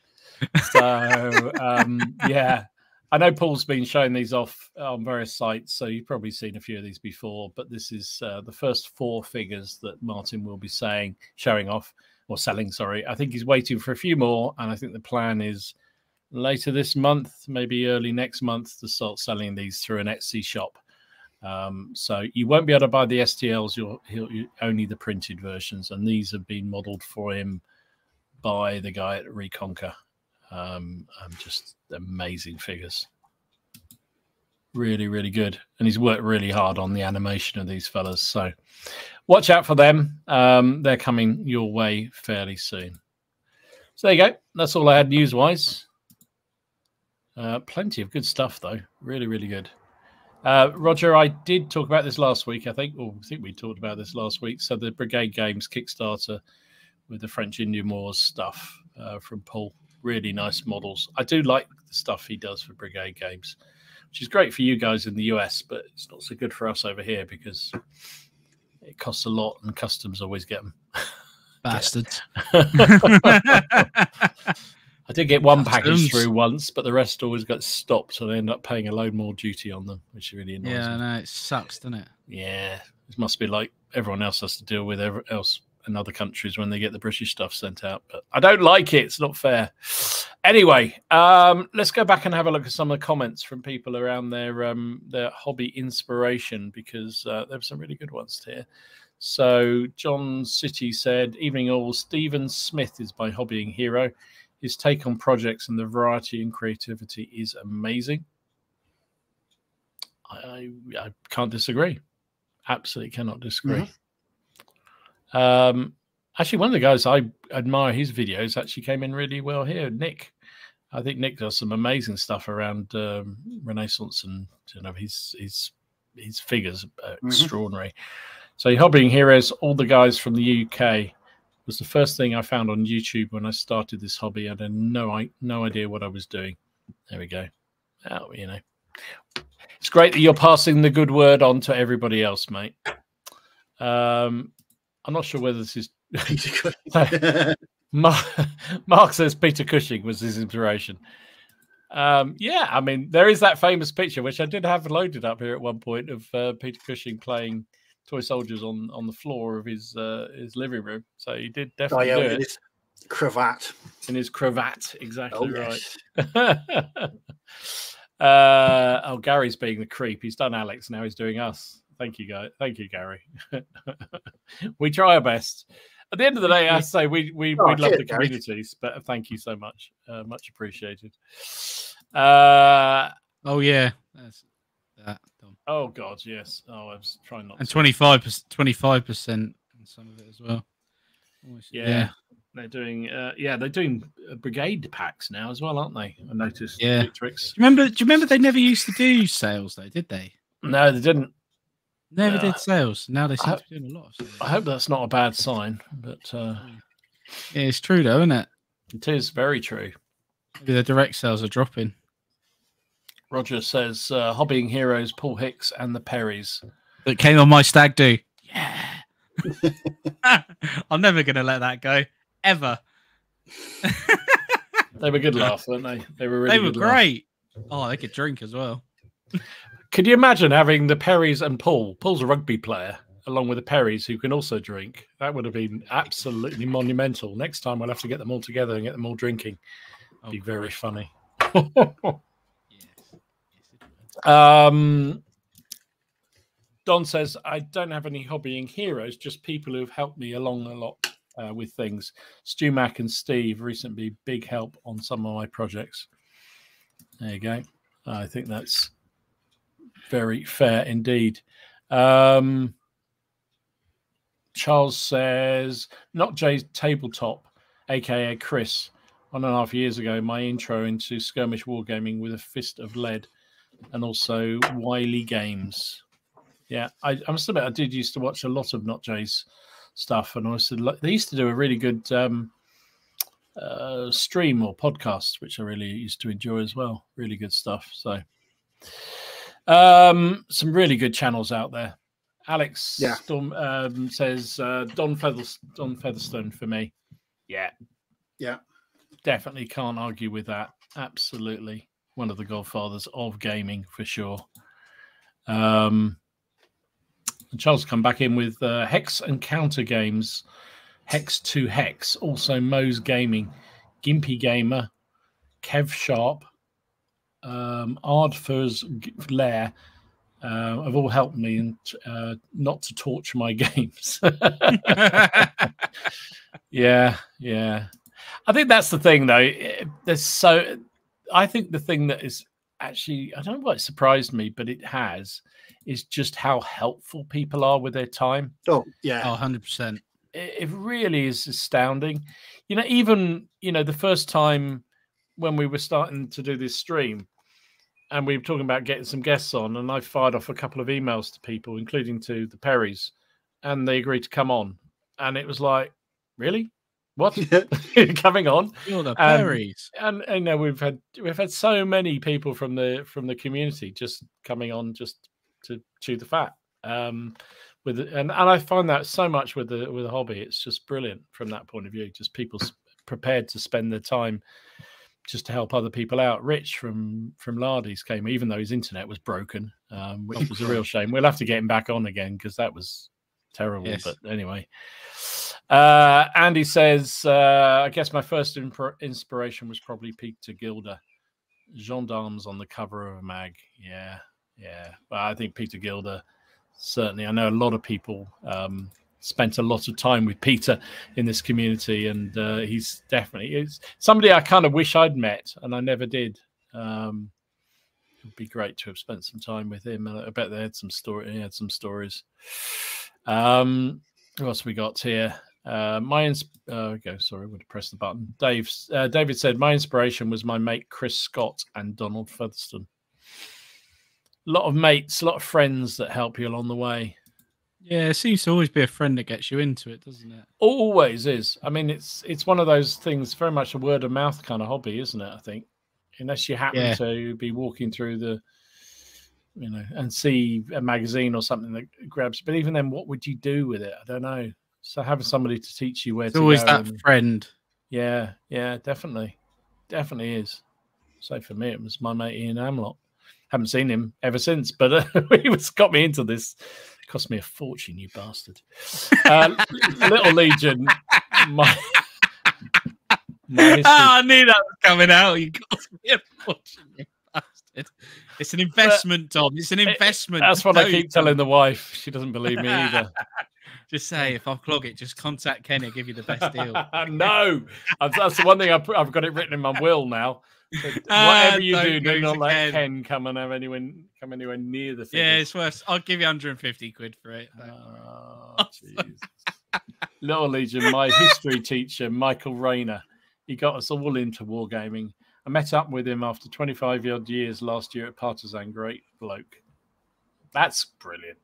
History teacher. Somebody in your school, a teacher who shows you gaming. That's just extraordinary, isn't it? I love that. I love that. Yeah. I had a history teacher who got me, well, a history teacher who got me into history in a big, big way. Dudley Widget was his name. There you go. He was just an extraordinary man. He'd done some amazing stuff. He worked for the intelligence corps in the British Army in the Second World War. Had seen some horrific things. But it just was amazing. Just brought history to life whenever you had a Dom, that is definitely the most Dickensian name I've heard in the past 12 months. He could just extraordinary. He was absolutely amazing, man. I know Steve's put here about sorry, carry on. Henry Hyde. Yes. I follow Henry on Twitter. He posts regularly on there. This weekend, he put a thing on Twitter saying that someone was complaining about the weight of his book.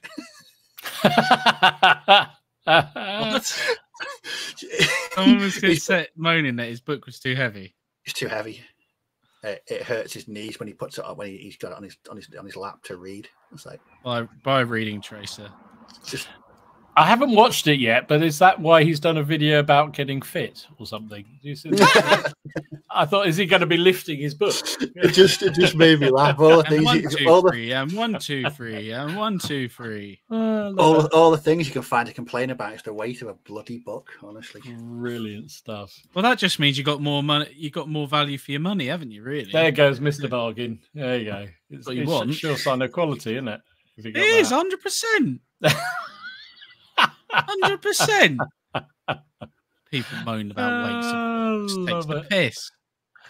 Actually, John did say, I was getting to this, John said hobby hero Henry Hyde, his candor about the struggles he's had and how he's shared in order to help the larger wargaming community is inspirational. Yeah, I agree. Absolutely. Absolutely right. Definitely. Our mate Graham's is wargamer. He's mentioned it in his book. He's done a book, hasn't he? He didn't talk about wargaming though, because he's ashamed. Not at all. Nope, not at all. Oh, Graham, no. I feel let down. No, I feel let down. Absolutely, he completely blocks it out. He's ashamed of being. He's absolutely ashamed of it. It's very funny. Very funny.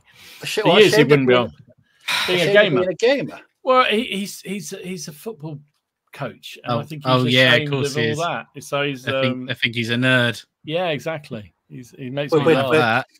So wargaming, but twatting a ball around a field. There you go. And what's worse, he's an Arsenal fan. There you go. So yeah, get him on the show, shouldn't we? Now, get him, come on. Oh, actually, he would love that so much. I don't know. Graham coming on. Graham. Yeah, Graham, you come on for the week. He's on holiday in Spain. No, in Greece for about a month and a half. Bugger. Month and a half. Yeah. He's probably watching this in some bistro in the islands in Greece. Right, no, you can't come on now. If you're away for a month and a half, you can go. Yeah, definitely not. No.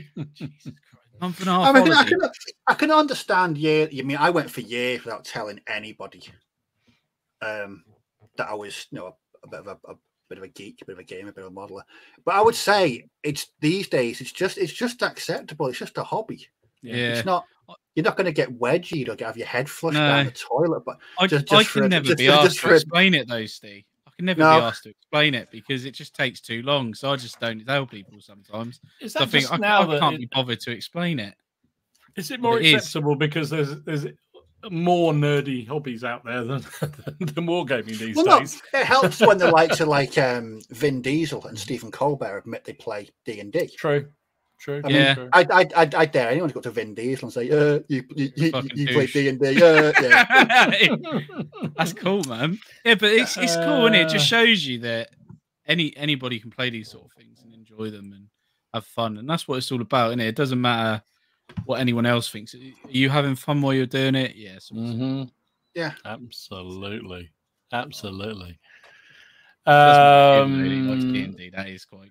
Glenda says, not very Vin Diesel-y, is it? It's not very. Father and uncles. Yeah, I think if your family. My level 27 mage. Can imagine him. Fuck. Oh jeez.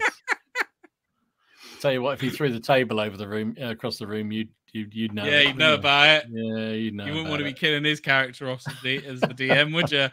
No. Oh jeez. Alex had a history teacher who was into gaming. There you go.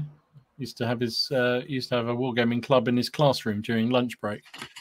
That's my kind of teacher. Well, I was bullied enough as it was. I didn't need to add that shit to my life. I was going to say, if we'd have at the school I went to, if we announced that, the big boys would have lined up to punch. Yeah, year 7, I was in the chess club. Never again.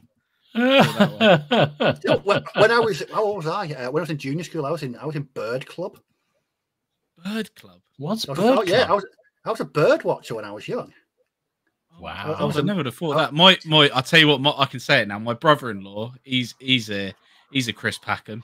He's a bird watcher. Old Sam. He loves it. It was just something. I must have been about 10. For Christmas one year, my aunt and uncle got me. I didn't know what it was. He gave me a really small envelope. I was like, it's a bit small in it. What the hell's this? And it was a book and a badge, and they'd got me a year in a year's membership in the Young Ornithologist Club. Excellent. So, Steve, that was the day you became a bird watcher. My old teacher, Mrs. Cheetham, she was called.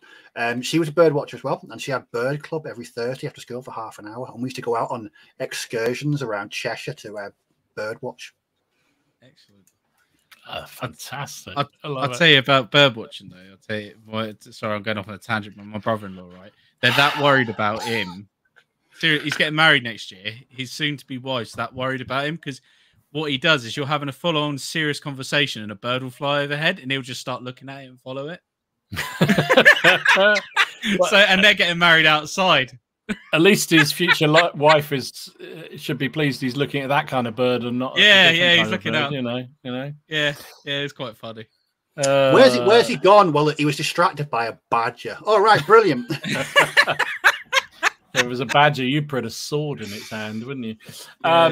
Nick says, my history teacher let us play Advanced Squad Leader during some history lessons. Those were the days.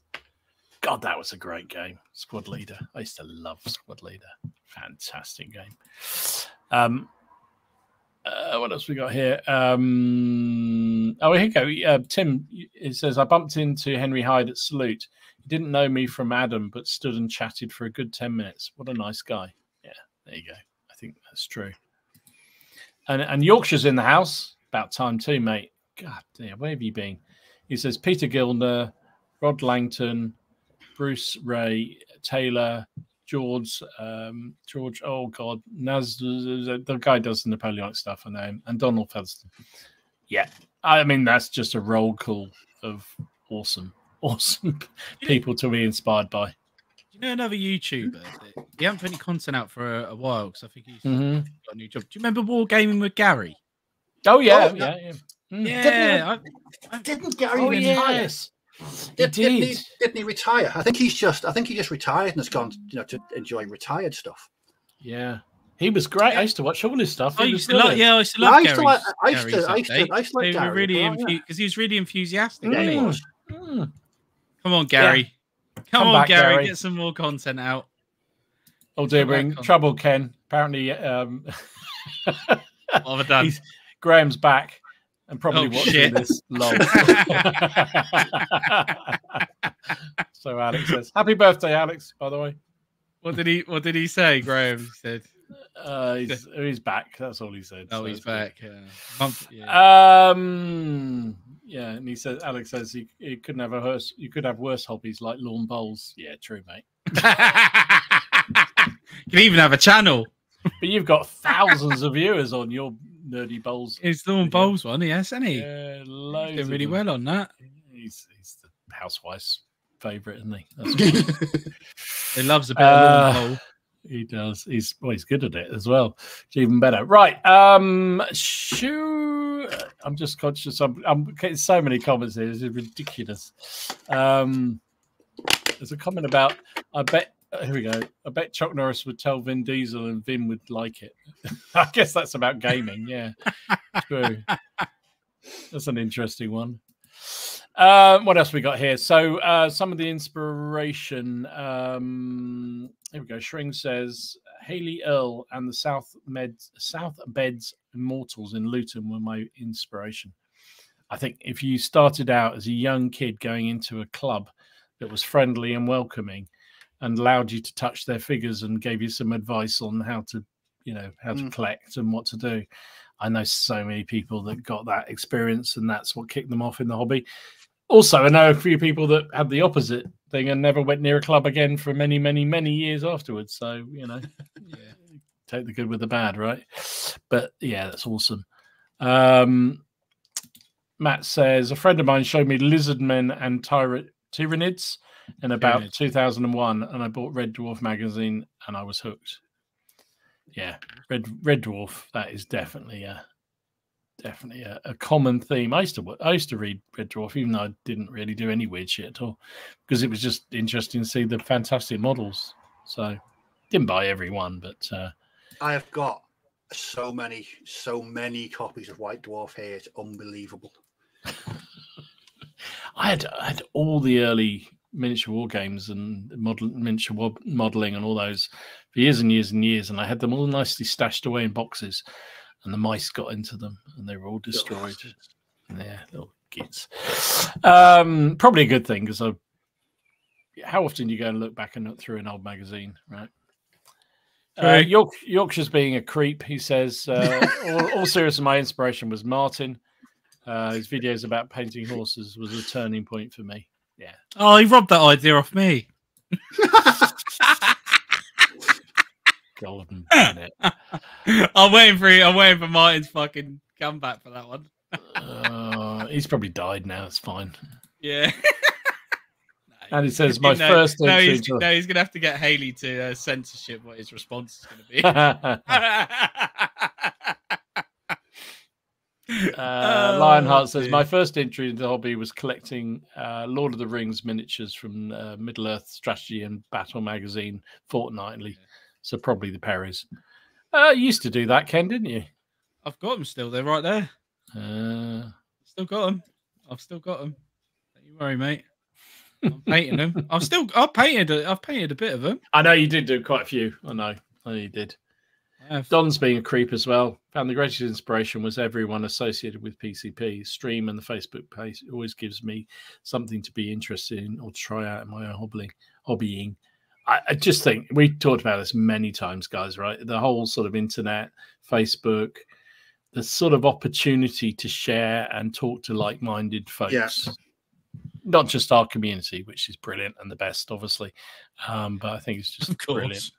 Just brilliant to see.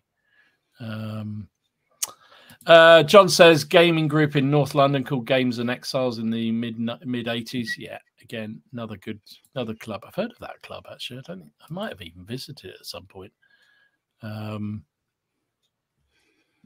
Yeah, Alex says it's interesting. I guess there's a reference to all my books that I collected, starting to go back and buy.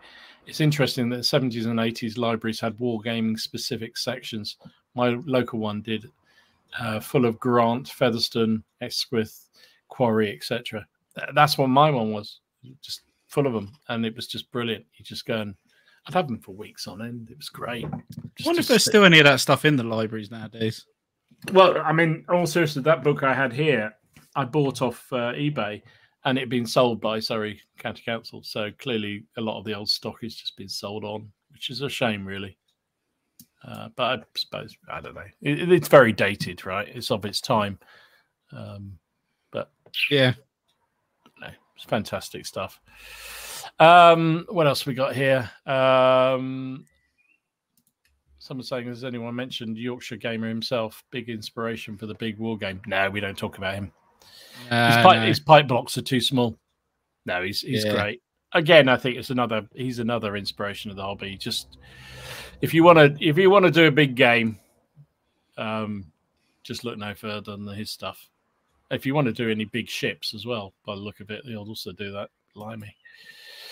And if you want 450 reasons why you shouldn't buy a wet palette as well, it has quite a few reasons for that as well. And why Pro Art is the best, and don't even mention the place beginning with L. Yeah.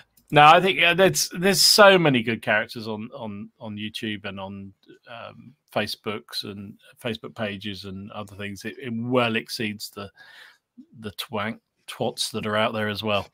Lots of people mention clubs and shops that they went to. Lots of common themes around. It does seem to be an age thing for sure. If you're in the 70s and 80s, libraries and clubs seem to be the thing. If you're a little bit younger, then around magazines. Oh, Alid, this was the comment I was trying to find. So Alid, I don't know if anybody remembers this. Remember being blown away watching a wargaming program hosted by Edward Woodward on ITV. First time I ever saw a massive game with painted figures that were not airfix on a table with real terrain. They're still on YouTube. You can get them on YouTube. Yeah, you can. Yeah, it's an extraordinary thing to see. And they have those big ruler things when you're doing. Yeah, I was like, what on earth's going on here? That looks interesting to me. But yeah, I think there's episodes. There's Gettysburg, Edge Hill. I think there is, and another one. I think there's 2 or 3, but they are on YouTube. I watch them quite regularly because they are inspirational because they're years old, and you just see what people were doing years ago. And interesting story. Edward Woodward mentions it in one of the episodes. I think it's the Gettysburg one or the Edge Hill one. He actually bought the setup. Oh, did he? Really? Yeah. It was made for a film that he was doing. It was like part of a film set. I remember that film. He was still, it was in the background, or it was part of it. It was absolutely fantastic because again, it was like, whoa, toy soldiers. And he bought it. Wow. And rather oddly, I watched The Wicker Man a couple of weeks back, so there we go. Just extraordinary. And also, did you remember there was a TV series more recent, which they had 3 complete novices to history who were trying to refight a famous battle in history using one of those computer games. Yeah. The role of what's the one that was it the one Richard Hammond introduced? Or because I think he did one about 20 years ago where there was this. They used Rome Total War for the thing. I know exactly. Right. Yeah, it was Rome Total War, exactly. And they basically gave them a command each, and they had to control the forces. And it was called computer generated, and it was 2 sides. And that's it, Time Commanders. Time Commanders. Thank you, Dermot. Yeah, absolutely. That was the one. And there was like 2 series of this thing. It was extraordinary. It was on I think it was on BBC 2 or something. It was sort of a reasonable time, like 9 o'clock in the evening or something. I had a friend of mine who was trying desperately to get us on it because he said they're all such idiots. They don't know what they're doing. and I said, I think that's the point, mate. That the fact they're absolute novices was actually the point of the thing. Is that they could teach you how to play it. Here you go. Apparently they did. You're right. Richard Hammond and Eddie Marr did it as a reboot. I'm glad someone confirmed that. Bald master head bloke. I thought I dreamt that up or something. It's not the kind of thing you really want to be dreaming about. Oh my goodness, that's extraordinary. That's a memory lane. That is right. We're coming towards the end, folks. So let us do some of our viewers' pictures because there's the usual mass of pictures that people put on the Facebook page. So thank you to everyone who does. Again, can't hope to show everything. If you want to see everything, join the Facebook page because it's just full of all this brilliant stuff that people are working on. And it's hugely inspirational for me, I have to say. So we're going to start with Andy's 20mm figure. Look at those. Oh, nice. Support group. Really good. Very nice indeed. And Alan has been working on some French Perries. Steve having a little coronary in the background. I'm experiencing acute chest pains right now. Just a little bit, Steve. Yeah. Nice. Is it all the lace or just the drummer alone? What's getting you there? There's too much white going on there, isn't there? I mean, what's going on? Let's get you more safe ground. So this is Andy's Africa Core figures. Oh yes. That's Steve. That's me all over. Calm down a bit now. You're happy now. Oh God. And I mean, I saw this video. So this was Bill's Muskets and Tomahawks game. I mean, just wowzer. So I can't remember. Somebody in the channel, please tell me the name of his channel because I can't remember. But he did a video of this, and it was just the craziest game. He had animals, wild animals popping out of, one of the groups got savaged by a bear. Another one got attacked by a goose. It was just brilliant. Really, really good game. Actually, it wasn't Muskets and Tomahawks. It was the other one, the Osprey one. Rebels and Patriots. That's the fella. Patriots. You're absolutely right. Awesome terrain, though. Amazing looking game. More for you guys. I'm Terminators from Carl. Is that what they are? They're Deathwing.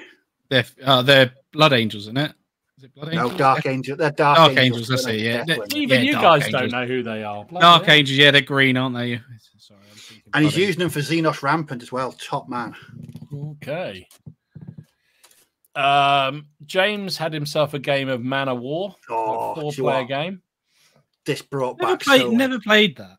The weird thing was, I was actually chatting to my mate about Man of War yesterday, and we were just extolling at just how much fun it actually was. Do you know when like a grown up says to you, "Oh, you're having far too much fun. I'm going to take that off you." That's what it felt like with Games Workshop and Man of War. You're having too much fun. We're going to stop making it. How dare you have fun, for God's sake? Don is showing off his commanded shop for his Edge Hill project. They're very sweet. Very nice. Indeed. Very good indeed, Don. Thank you for showing those. And I know we featured these a few times, but I just thought the picture of them all en masse. So this is Dan's 10mm undead army for Kings of War. I mean, just extraordinary army. Someone said to me, "Oh, by the way, that's 28 mil." I'd have believed them. You believe it? It's 10 mil.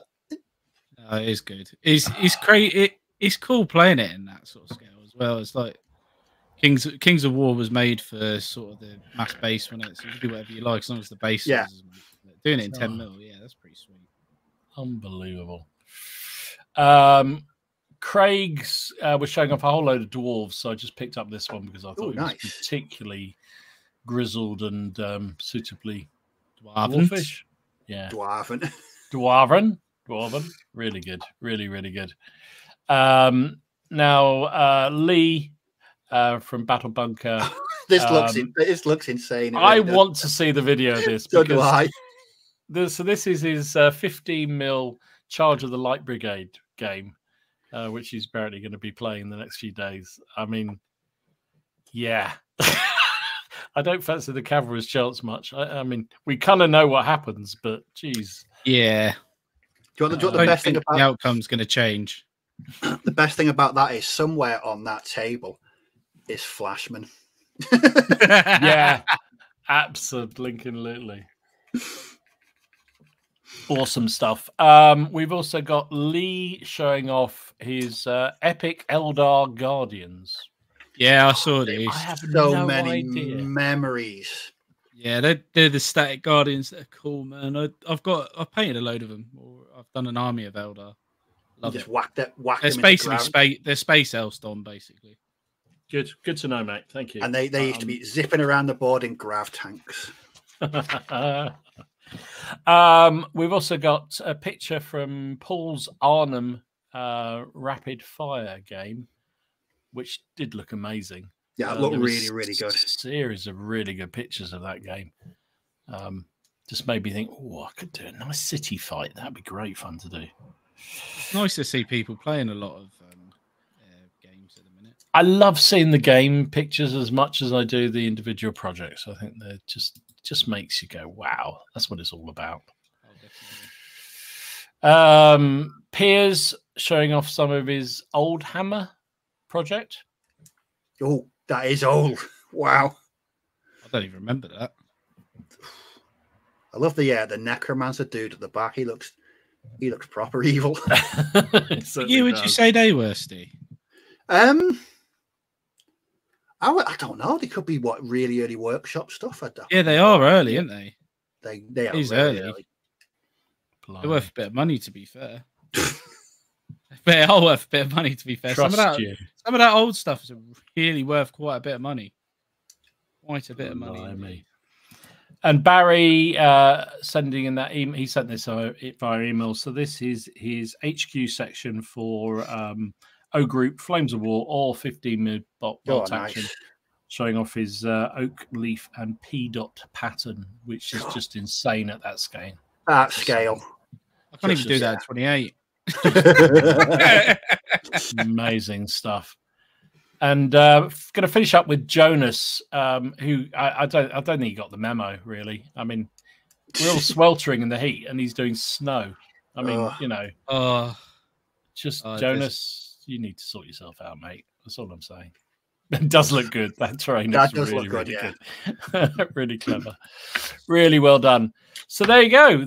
That's a good selection there. Hopefully everybody loved. I certainly love looking through all the pictures people put up. So please keep doing so, because it's really, really good. As you've heard from a number of people in the chat, the inspiration of what people are working on keeps us all bubbling away.